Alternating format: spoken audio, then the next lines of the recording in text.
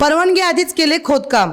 स्वारगेट ते कात्रज या मेट्रोच्या विस्तारित मार्गिकेसाठी मान्यता अंतिम टप्प्यात असतानाच माती परीक्षणासाठी सातारा रस्त्यावर महामेट्रोने आधीच खोदकाम सुरू केले आहे।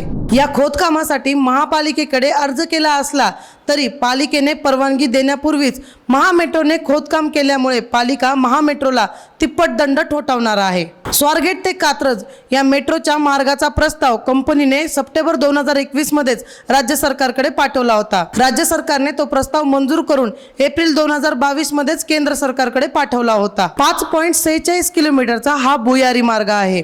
पंतप्रधान कार्यालयातील पब्लिक इन्व्हेस्टमेंट बोर्डाकडे अंतिम मंजुरीसाठी हा प्रस्ताव प्रलंबित आहे।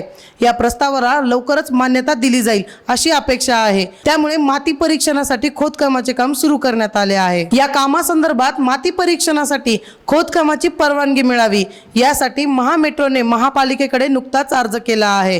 मात्र महापालिकेने अद्यापही याला परवानगी दिली नाही। मात्र कंपनीने सातारा रस्त्यावर 8 ठिकाणी बॅरिकेडिंग करून खड्डे खोदून माती परीक्षणाच्या कामाला सुरुवात केली आहे। ही बाब पथ विभागाच्या निदर्शनास आल्यानंतर महामेट्रोच्या अधिकाऱ्यांनी तातडीने परवानगीसाठी अर्ज केला आहे। महापालिकेला महामेट्रोने आपल्या कामाची माहिती आधीच दिली होती।